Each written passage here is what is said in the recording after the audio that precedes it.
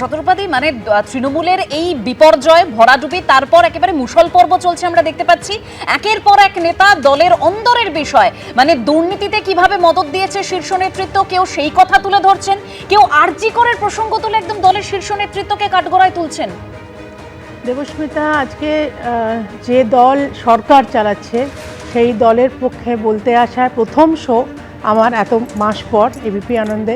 সেজন্য তোমাদের মাধ্যমে পশ্চিমবঙ্গের আপামর জনতাকে আমাদের বিজেপির তরফ থেকে আবারও বিনম্র শ্রদ্ধা জানিয়ে বলছি যে এই যারা এতদিন ধরে দলের পক্ষ থেকে সরকারের পক্ষ থেকে এসে আমাদের বিভিন্ন সময় আমরা যারা স্পোক্সপারসন হয়ে আসতাম বা টিভি প্যানেলিস্ট হয়ে যারা যারা বসেন তাদের এত রকমের অপমান সহ্য করতে হয়েছে বা তারা অপমান করেছে, ব্যক্তিগত অপমানও করেছে। সেজন্য আজকে এই ধরনের কথা শুনতে ভালো লাগছে না। আজকে রবীন্দ্রনাথের কথায় আমি এই কথাটা খুবই প্রায় বলি, আমি আবারও বলছি, অন্যায় যে করে আর অন্যায় যে সহে তবু ঘৃণা যেন তৃণসমদহে। তৃণমূলের তো সেটা যেন তৃণমূলের মতন যেন তাদের দগ্ধে দগ্ধে, এই আমি কাউকে অভিশাপ দিচ্ছি না, কিন্তু এই জ্বালাটা কিন্তু মানুষ এতদিন ধরে এই অন্যায় সহ্য করেছে এবং তারা দেখেছে টেলিভিশনে অরূপ বলো কি বিশ্বজিৎ দেব বাবু বলো কি শান্তনু সেন, যদিও ডক্টর শান্তনু সেন আমি বলবো সেই সময় সত্যি উনি মুখ খুলেছিলেন এবং ওই সময় উনি প্র্যাকটিক্যালি পদ ছেড়েও দিয়েছিলেন, তাহলেও আমি বলবো যে এতগুলো অন্যায় মন্তব্য, অন্যায়কে জাস্টিফাই করা এবং অপর পক্ষকে ব্যক্তিগত আক্রমণ করা, এখন এই ধরনের কথাবার্তা বলে কোনো লাভ নেই। এবং তুমি যে কথাটা বলেছো সত্যি আমরা দেখছি 4 তারিখের পর থেকে 12টার পর আমরা যখন কাউন্টিং রুম থেকে বেরোলাম, আমি ব্যক্তিগতভাবে বলতে পারি আমরা তো কাউন্টিং রুমে বুঝতে পারি না যে বাইরে কি হচ্ছে। যখন আমি বেরোলাম তখন ক্যামেরা যখন আমার কাছে এলো আমার বললো যে রিয়াকশান কি, তো আমি বললাম আমি তো হেরে গেছি, আমার কাছে কি রিয়াকশান চাইছো? বললো তুমি হেরে গেছো কিন্তু পশ্চিমবঙ্গ গেরুয়াময়। তো এই গেরুয়াময় পশ্চিমবঙ্গে হঠাৎ 12টার পর রাতারাতি এত কার্যকর্তা উদয় হয়েছে আমাদের যে তারা আবির মেখে ঘুরছে। বিভিন্ন নেতারা নাকি, তৃণমূলের নেতারা নাকি এতদিন ধরে যে তলায় তলায় নাকি বিজেপি করতো, এদের আমরা চিনি না, এদের আমরা জানি না। এরা যদি সত্যি আমাদের সঙ্গে এতদিন থাকতো তাহলে এই 2021, 2016 যেটা অরূপ বলছে সেই জিতগুলো কি আদৌ তাহলে তৃণমূলের জিত? যেখানে মানুষের এই যে লেভেলের বিক্ষোভ শুধু যে ভোটে উঠে এসছে তা নয়। আজকেই শ্রমিকদা একটা জায়গায় বলেছেন যে শ্রমিকদা বোধহয় পরশুদিন না গতকাল বলেছে যে ভালো তৃণমূল আমরা নিতে রাজি আছি। সেইখানে কীরকম রিয়াকশান হয়েছে যে কোনো ভালো তৃণমূল নেই কোথাও। এরা আপাতমস্তক এই পার্টিটা শুধু নিজেদের লাভ, নিজেদের সিন্দুক, নিজেদের ফ্ল্যাট, নিজেদের বাড়ি গাড়ি করেছে তা নয়, তারা মানুষকে শোষণ করেছে এবং কি লেভেলে শোষণ করেছে একটার পর একটা। আজকে মাননীয় মুখ্যমন্ত্রীর আন্ডারে উনি তো বলেছেন অনুপ্রেরণা একেবারেই ব্যবহার করবে না, কিন্তু মাননীয় শুভেন্দু অধিকারী মুখ্যমন্ত্রী মানে নির্দেশে কিরকম সিস্টেম্যাটিক্যালি একটার পর একটা বেরোচ্ছে। মানে ডক্টর শান্তনু সেন একদম শুভেন্দু অধিকারী, মুখ্যমন্ত্রী শুভেন্দু অধিকারী আরজিকর ফাইল খোলার জন্য তিনি সাধুবাদ জানিয়েছেন। আমি এখান থেকে রবীন্দ্রনাথ বাবুর কাছে আসবো এই জায়গা থেকে। রবীন্দ্রনাথ বাবু, একদম ঠিক আগের পর্বেই ডক্টর শান্তনু সেন থেকে শুরু করে বিশ্বজিৎ দেব তারা দলের অন্দরে যে এই দুর্নীতিকে কিভাবে মদত দিয়ে এসেছে তৃণমূলের শীর্ষ নেতৃত্ব অর্থাৎ মমতা বন্দ্যোপাধ্যায় এবং অভিষেক বন্দ্যোপাধ্যায় সেই বক্তব্যই তুলে ধরলেন, একেবারে কাঠগড়ায় তুললেন তাদেরকেই। সবই তো বুঝলাম, কিন্তু গোটা রাজ্যটাকে 50 বছরের জন্য রসাতলে পাঠিয়ে রসাতল পাঠানোর দায়টা অন্যের ঘাড়ে চাপিয়ে চৈতন্য হয়ে বসে থাকা, এইটা দেখলে না নিজের ভিতরে গায়ের ভিতরে রিড়ি করে জ্বলে। এই যে যাদের নামগুলো বললেন, যে কাউন্সিলরের নাম বললেন, যে এমপির নাম বললেন, যিনি দীর্ঘদিন ধরে অ্যাডভোকেট জেনারেল হয়েছিলেন, এরা তো বলতে পারেনি ঠিক আছে, তো নিজেরা তো পদত্যাগ করতে পারতো, করেনি। তার কারণ নিজেরাও সুবিধাবাদী, নিজেরা প্রত্যেকে। এদেরকে আপনি দেখুন এরা কতখানি স্বার্থ সিদ্ধি ঘটিয়েছে।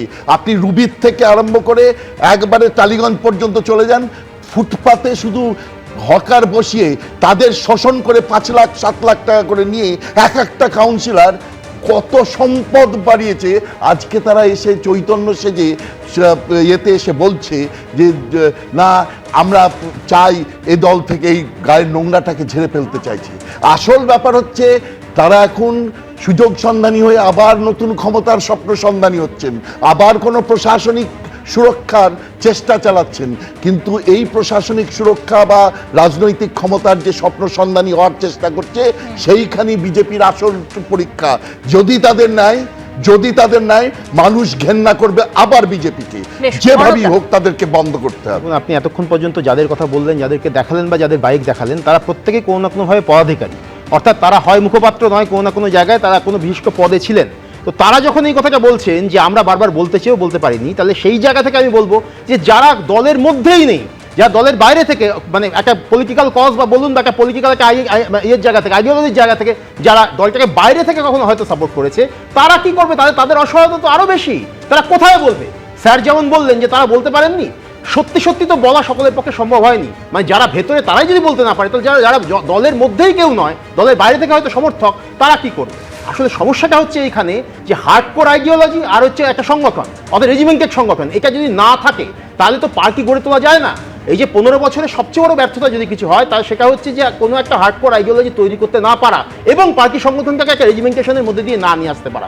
তার ফলে যেটা হয়েছে, বিভিন্ন জায়গায় অ্যাডহক ভিত্তিতে কোনো কোনো জায়গায় যখন যে ইস্যুটা দরকার হয়েছে সেরকমভাবে নিয়ে আসা হয়েছে সেই সমস্ত ইস্যুগুলোকে সামনে, আর যেখানে যে মানুষটাকে দিয়ে যে কাজটা করানো গেছে তাকে দিয়ে হয়তো সেই কাজটা করিয়ে নেওয়া হয়েছে।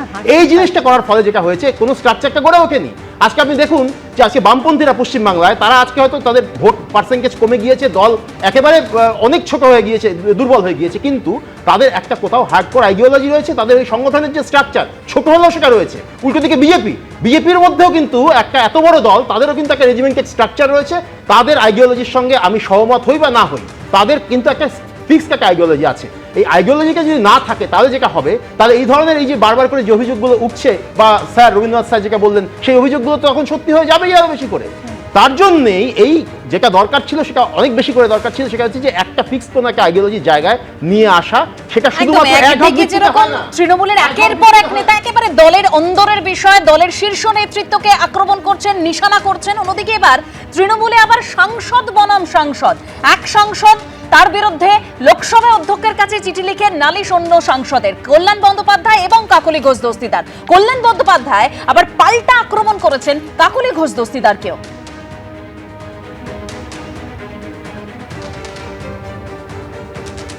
আমি যেটা করব সেটা হচ্ছে, এই যে নারদাতে উনি 5 লক্ষ টাকা নিয়েছিলেন, তার জন্য সিবিআই চার্জশিট ফাইল করেছে।